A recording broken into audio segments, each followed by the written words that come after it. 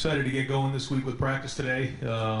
After looking at the film of Indiana the first couple days and their first couple games, they got a good team. A couple years into the system on defense, guys on that side flying around, and they're doing a good job with the new coordinator there on offense. So we know going on the road, first conference game in the Big Ten. Every time we play Indiana, it's a tough game. Those guys always come ready to play, and so we got our hands full early on. But looking forward to get going with practice today.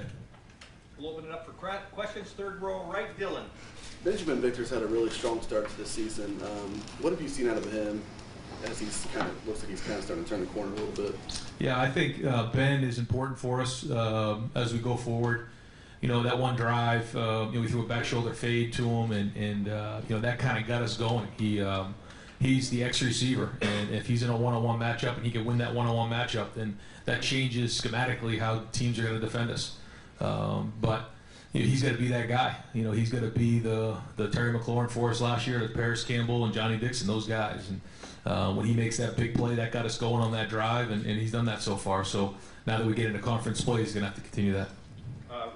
Third row right, Rob.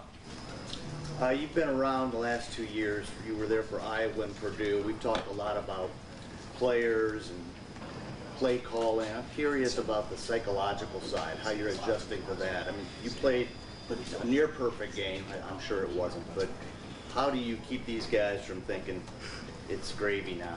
Well, we talk about we want to be the best in the country, and the message to the team is that the issues are still in the film, whether you win, you lose, whatever it is. And the immature player or the immature coach looks at it and says everything's good, and we won, and we won, pretty handily. But the facts of the matter are that the issues are on film, and as the level of play increases through conference play, and as the season goes on, those issues aren't going to go away. So, the seasoned coach or the veteran player can identify that, be critical of themselves, and again, you've heard it before. If you're worried about the process as opposed to the result, then you're going to be more focused on that. And so, just keep hammering away. And as much as you say it, some of the younger guys don't quite get that. The older guys, I think, do. But we're just going to keep swinging as hard as we can to make sure they understand that's what it is. Front row right, Dave. Brian, as you mentioned, Indiana has a new defensive coordinator, new offensive coordinator. I know their defensive coordinator was promoted from within, and it's still Tom Allen's defense. But have you seen any big differences from them compared to last year on either side of the ball? No. They've kind of they've run the same defense they've run in the past, and they have some guys in there. Obviously, Ball is really good in what he does. He does a lot of things for them. And their secondary is really, really strong. Some good, strong guys up front. And the linebackers played really hard the last couple of weeks. But yeah, they're running the same thing. They got the same system, but they got a lot in the system. They got a lot of different looks. They got a lot of different coverages, a lot of different pressures, and so as you get into year 2, year 3 into a system, you can start to get more intricate, and that's where they're at right now. Master Teague, whatever was going on with him in camp with the injury, looks like he's running well. As you evaluate him, what are you seeing from Master Teague? Again, he didn't practice all that much this preseason, so it was hard for him to get into a rhythm. He has run pretty hard on film the last 2 weeks, and if he can continue to practice the way that he has the last couple of weeks, then I think he's going to only improve as it goes on, and we'll feel more comfortable with him, handling more snaps in the game. But it's clear to see that once he gets some momentum going, he can run through contact, and so that's what we're looking for. Over here to the right, Austin. Ryan, after you had a chance to watch the film, where did you see the biggest improvement from Justin from week 1 to week 2? I think he kind of picked up from where he left off. Still, made some good decisions. I thought he was, pretty good in the passing game. I still took a couple hits in there that didn't like. He's going to have to learn that way. A couple things in protection as well. Took one bad sack. But overall, I thought, it was a pretty clean game. And, it's the same thing. There's going to be things that show up. He got away with a couple throws that maybe as the competition increases, he won't. But overall, it was solid, and we got to keep building on it. When you take your, learning through failure approach with him, the big picture, he's been really successful. 9 touchdowns in a couple of games and all that yardage. How do you teach through the success or manage the expectations as they change and grow? Yeah, I think that there's no rule book or way to handle that. I think you try to feel it as you go and use your experiences to best figure that out. And I think the good thing is he's had some success the first 2 games, so I think he's got some confidence, which is really important for a quarterback. especially going on the road in a conference game, there's got to be confidence there, and he should have confidence. He's played well the first 2 games, and so we'll keep building it as we go. But the idea, and I think Mike Yurcich has done an excellent job. Mike has really done a really good job of putting the game plan together in terms of making it clean, clear, and concise, so that Justin can play the way he is on Saturdays. And Mike's had a great history of quarterbacks. He understands how to prepare a quarterback, and to see the way he's worked with Justin here so far is remarkable. You touched on that, going on the road for the first time for him as a starter. What's that like? How does it change things for him?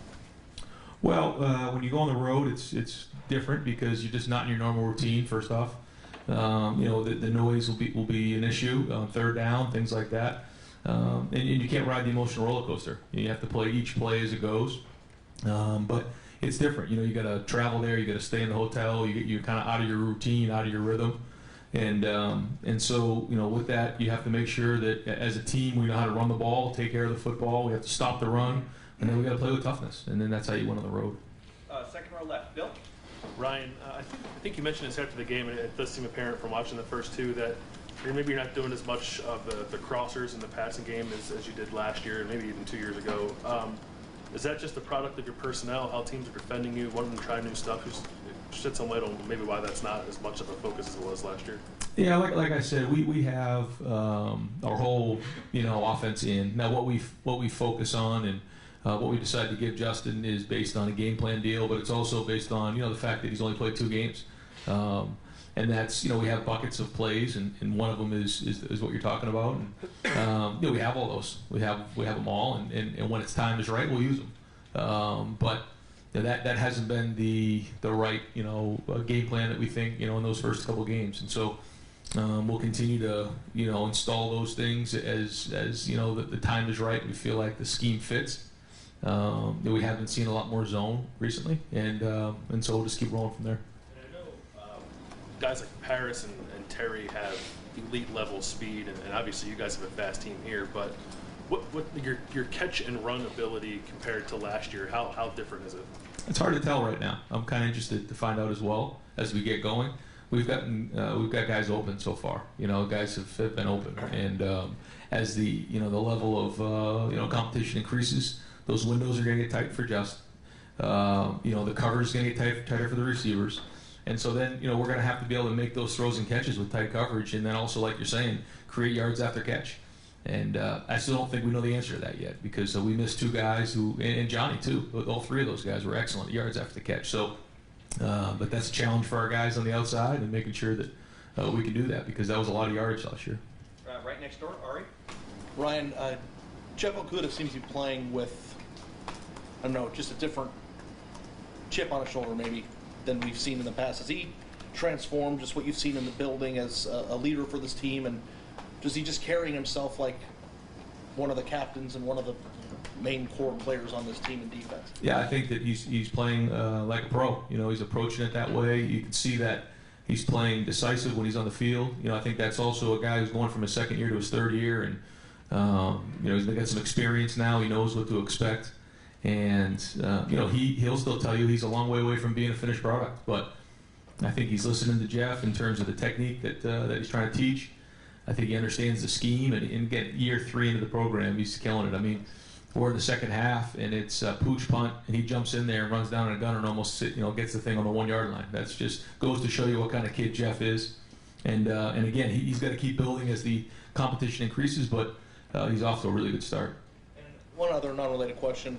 Jaylen Harris got in really early in the game. We weren't sure if he was going to be in the rotation at all this year. What have you seen from him, and why was he on the field so soon? Yeah, Jaylen has done a good job on special teams. Anytime you do a good job on special teams, you deserve to play. And so now he's into his 3rd year, and he's a guy that has a lot of ability as well, and we've seen him flash at times. So now he's got to go prove it in the game. He's got to be consistent. But he provides us some depth, and you'll see him in the game moving forward. Austin Mack's had kind of an up-and-down career, but he's been a reliable guy a lot of times. How would you kind of assess his career here so far? He's made some big catches for us, and he's a guy that we have to count on, especially on 3rd down, to be that big, strong receiver that we can rely on. And he's been around for a while. He's a veteran. He knows what it looks like. He's got good size, and so now it's just a matter of production for Austin. And so far he's done a pretty good job in these first couple games. He had that hamstring in the preseason, so he wasn't able to kind of be a finished product going into the season. But he's getting better. His legs getting stronger, and we're going to need him big time when we get into the conference play here. And he has talked about leaving a legacy that's bigger than football, with some of the stuff off the field. How important is that, and how much do you encourage that kind of thing? Yeah, no, obviously leaving a legacy is critical. When you're all done here, what do you want people to think of you or say about you, or what do you leave? And I think about that all the time as a coach, and so we all want to do that, and we all do that different ways. And certainly the way you go about your business and the way people think of you and the way you handle yourself is really important. And you always want to be first class, and the impact you have on people matters. And so. I know Austin's a very thoughtful young man, and he thinks about all those things, and he wants to do that as well. And I think his focus right now is on football and being productive this season, but I know he's got a lot on his plate as well. Right next door, Tim. Yeah, Ryan, when your number one running back goes in and throws a block like J.K. did on that one touchdown Saturday, what does that say from a leadership standpoint, or as far as he is concerned and the attitude he's got? And number two, how would you analyze how he played from 1 week to the next? Yeah, I thought the first game was, like I said earlier, was a little funky, in terms of the fits weren't great. But talking about the second game, I thought he ran hard with his pads down. I thought the line did a good job blocking for him. But he had a good edge to him. He played tough. He really did.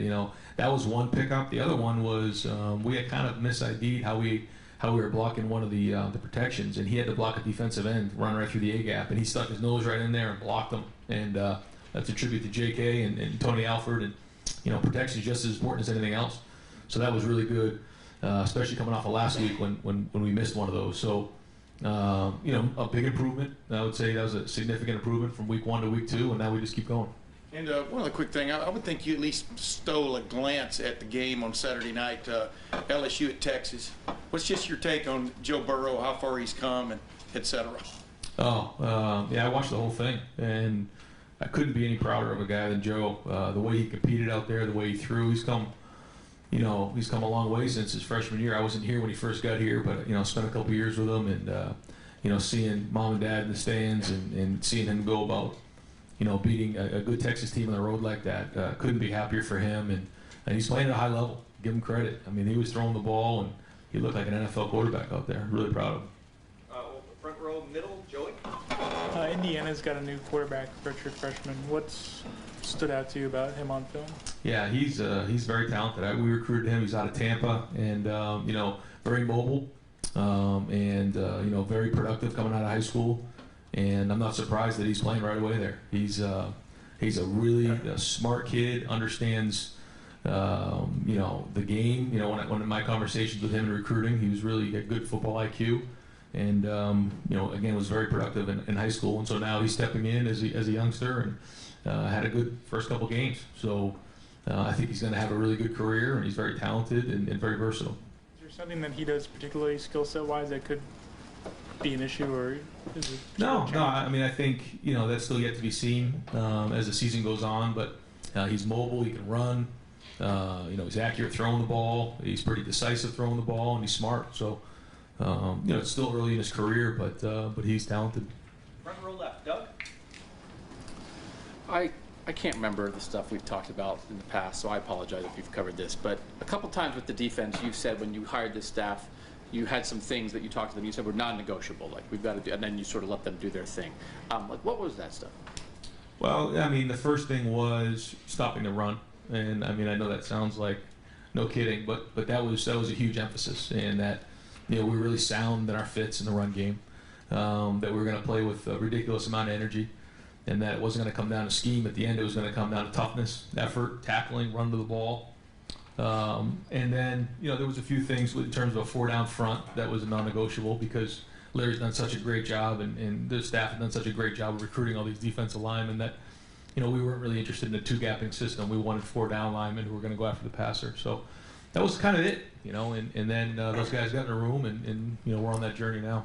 So with what you've seen through 2 games, and it's what we talked about all offseason, just sort of letting these guys play. I know, you know, once you get here, recruiting rankings don't matter and that kind of thing, but just are you seeing some of the natural skill that these guys have coming out in the way you want it to? Because you do have some really talented guys on this defense.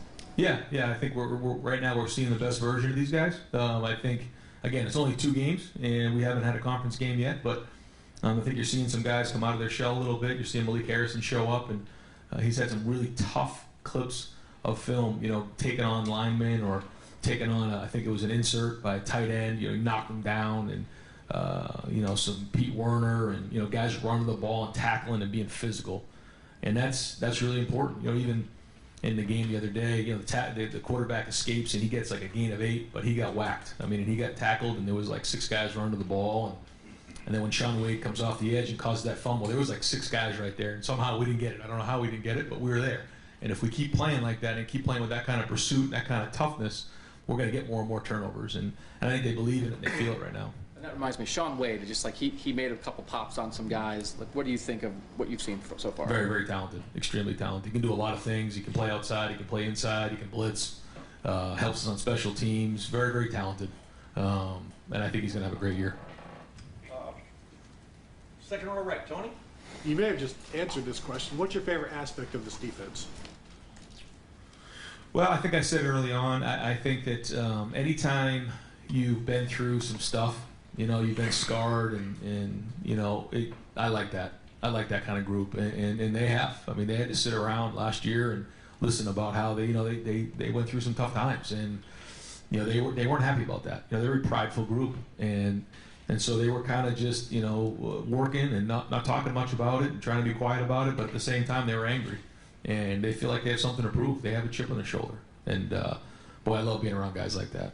And then you guys have fielded 3 punts inside the opponent's 10-yard line this season. You've scored touchdowns on each of those ensuing possessions, forced a 3 now. Is that as close to a turnover as you can get as a coach? How do you view those? Yeah, so we have something we call the plan to win, and in the plan to win, one of the things we talk about is that when the offense gets the ball on the 25-yard line after a touchback or a kickoff return, our number 1 job is to get the ball to midfield. Now, obviously, we want to score, but it doesn't always work that way. But we got to get at least 2 first downs. If we get 2 first downs, we feel like we're jogging the best punter in America out there, and he's really good at spinning them inside the 10. If we get it inside the 10, we put the best defense in America out there, looking to get, you know, either a 3 and out or get them off the field before they get past the 20. At that point, we send the punt block or punt return team out and get the ball around midfield, and now it's the offense's turn to go score. And that's what you're talking about. And that literally is the plan to win. We talk about it before every game. We talked about it while it was going on in the game on the sidelines, and then we talked about it in the team meeting, showing the guys the clips, because that is the whole field position game. And when you start with the ball inside your 10-yard line, you know, statistics show he was less than a 10% chance of scoring a touchdown. If you get the ball at midfield, it goes through the roof. And so guys understand that here, and that's part of our plan to win. 6th row right, Blake? When Justin won the job, he mentioned that his gauge on his success would come from anticipating in this offense. Now that this quote-unquote preseason phase is over and you're entering conference play, how do you assess his progress with that? Yeah, I think that's for everybody, and I think that's the key to really good play at the highest level of football, is when you can anticipate what the defender is going to do or the offensive guy is going to do as opposed to react. That's when you become a great player. When you watch the best in the business, the Drew Breeses and the Tom Bradys and those type of quarterbacks, they already know what you're doing before you do it, and that's when you got them. And Justin's very talented, but that's the goal. You know, we want to get to the point where he knows exactly what's going on before the play, and then it's just a matter of executing the play. You know, he's a lot of talented quarterbacks out there who can get away with reacting, but we want to get to the point where he knows what's going on before the snap happens. But again, that's at every position. That's DB, linebacker, offensive line, and that's why we spend so much time preparing. You know, if there's a physical preparation, there's also a mental preparation, and you know, we got to keep pushing on that. The coaches got to keep pushing on that, because that will make a difference in the end. Far left, Lori? Coach, how much of your offensive play calling are you pre-scripting? And when you do that, what is your priority there? Is it to try to probe the weaknesses of the defense? Is it to get the ball in certain players' hands? How much are you scripting, and what are the priorities when you do it? Well, we put the game plan together, and that's all scripted, by formation and then situation. But we have our openers that we start with, usually about 10 to 15. But I don't like to get too stuck on that. We don't like to get too stuck on that because things change really fast. Either the looks you're going to get in college football just change. Teams can go from showing one defense and all of a sudden they're in a completely different one. Or like last week, they were blitzing every snap. We knew after the second snap that it's all blitz. So now you need to quickly adjust and don't just stay fixed on the openers. And then you got to be able to adjust on the road, on the roll. But yeah, there's a lot that goes into it. And we try to do all the above. We try to get some guys some touches. We try to make sure we get the quarterback in a rhythm. We try to make sure we're moving the ball down the field, all those type of things as we get going.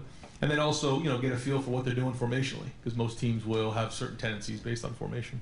Urban always said that the most important thing to him was to get his playmakers the ball. Is that also your number one priority as an offensive play caller? Yeah. I mean, that's part of it. Obviously, you want to get those guys the ball, but there's a lot that goes into that, and you want to get the ball in their hands, but then sometimes it's man-to-man. Sometimes, your playmaker may be in a situation where there's a blitz and you can't protect there, so yeah, for sure, the number one goal is to get your playmakers the ball in space, number one thing. But there's a lot that goes into that, and so that's the goal, and that's what we try to figure out as the game goes on. Front row left, Nathan.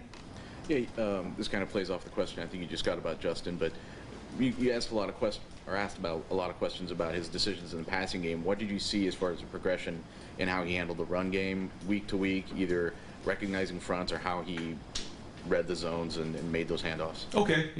I think he was good. He can be better. There's still some I think he wish he had back, but for the most part, I think he's got a good handle on checking the runs and who he's reading. In terms of his eyes are in the right place. But every time he plays, he's going to get better and better at that. And you mentioned before there was an opportunity for Master Teague to get more snaps, but just I guess in general as a head coach and as an offensive play caller, how do you want that balance to be? I mean, do you like having that sort of bell cow running back? Is there sort of a ceiling for how many snaps or touches another running back could get in? No, I think that J.K. is our number one back. Last year was kind of a split deal with Mike, but now it's J.K. and then those guys are going to support him.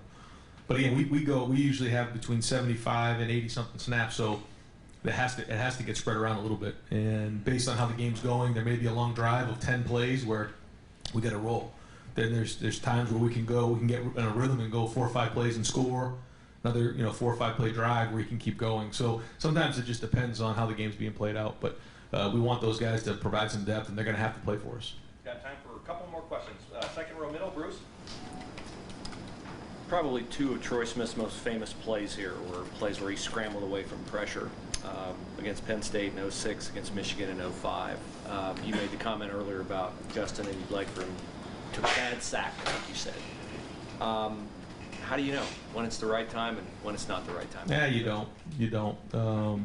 You try to give him certain parameters and let him play, and then he watches it and learns. And the guys on the perimeter got to do a better job too of staying with him in the scramble.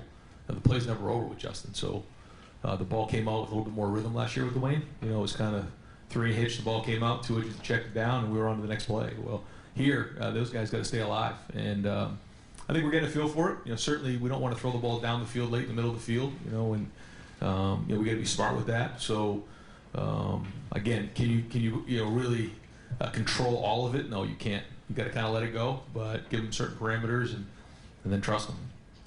Every week in college, there's an outcome that blows people's minds because it's a team that shouldn't compete on paper that does. Army almost did with Michigan, Georgia State did with Tennessee. Some people would equate Purdue and Iowa losses the last few years to that kind of a situation where they might have not had a guy you even offered. IU may be that team this year. I'm sure you guys have done self-evaluation of that. In those situations, what's the anatomy of how that happens, and how do you keep it from happening? Well, I think there's a lot to go. I mean, if there was an easy answer to that, it wouldn't happen. There's a lot that goes into that, and it's something that we're obviously aware of, and we talk about all the time. And the mentality that we have is that if you're the champ and you're the boxer, they're going to kind of try to knock you out every time you go in the ring, and we're going to get everybody's best shot. We know that, so don't be surprised.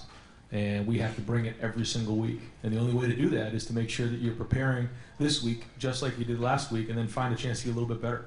And if we ever take the shortcut on something or don't do it the way we did it the week before, then we set ourselves up. And that's physically, emotionally, and mentally. So physically, we have to be ready to go. We have to have energy. We have to get rest. We have to recover. Emotionally, preparing for the game. And then mentally, making sure we know what we're doing. We have good scheme, through the coaching staff, and then the guys can execute it when they get on the field. And if we do that and then follow the plan to win, then we'll be fine. But anytime if something like that doesn't happen, then you set yourself up and you get exposed. We're here to the right, Clay. Over the years, Final questions. this game in Bloomington has felt like a home game for Ohio State. Coach Coop, I think, clinched a Rose Bowl berth there, and the party went on for days or whatever. I mean, is the road, or when you get to a place like this, when you've got as many fans as they have, how big an impact does that make? Yeah, I mean, anytime you go on the road, like you said, it is the road, and especially the conference game, it's hard, but it is amazing no matter where we go, whether it's Dallas when we were at the Cotton Bowl, or even we played TCU last year, or we played out at the Rose Bowl, or any of those games. Buckeye Nation's traveled, and to feel their support on a road game is unbelievable. I remember before that TCU game, Joe was on the big screen, and LSU came back and beat somebody. I forget who it was, and the whole place was going crazy. That was all Buckeye people. I thought that was really cool. We came out of the tunnel, and you could hear all the Buckeye Nation screaming and yelling as we came out of the tunnel. That's special. And so we know that everywhere we go, we're gonna get some support, and boy, it means a lot when we go on the road. Coach, thank you very much.